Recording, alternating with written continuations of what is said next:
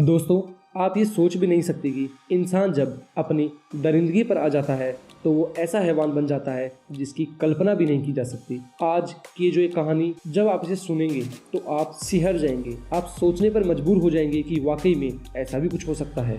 नमस्कार दोस्तों, मैं हूं संजय कुमार और आप देख रहे हैं न्यूज़ लिफ्ट की एक नई कहानी। चैनल को सब्सक्राइब करने के बाद कमेंट बॉक्स में अपने विचार जरूर लिखिएगा।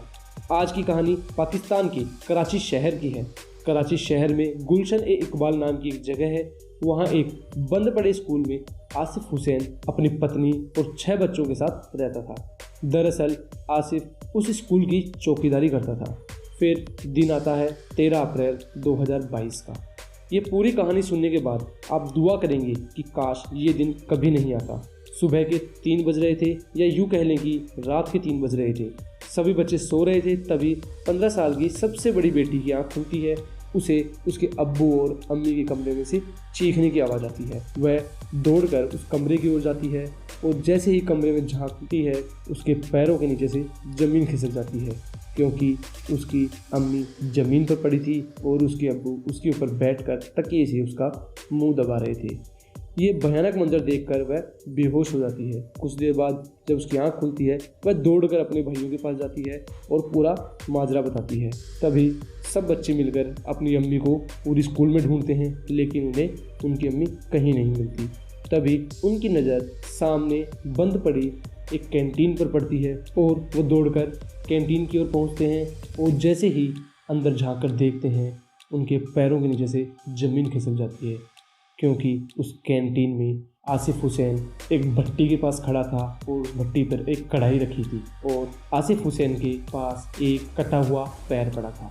ये मंजर देखकर बच्चे वहाँ से भागते हैं और कुछ दूरी पर जाकर लोगों को पूरा वाकया बताते हैं और फिर पुलिस को फ़ोन किया जाता है। कुछ ही देर में पुलिस वहाँ पहुँचती है। जैसे पुलिस उस भट्टी पर रखी कढ़ाई में देखती है, एक बार तो पुलिस भी सन रह जाती है। उस कढ़ाई में नरगिस की लाश पड़ी थी। पुलिस लाश को कब्जे में लेती है और पोस्टमार्टम के लिए भेज देती है।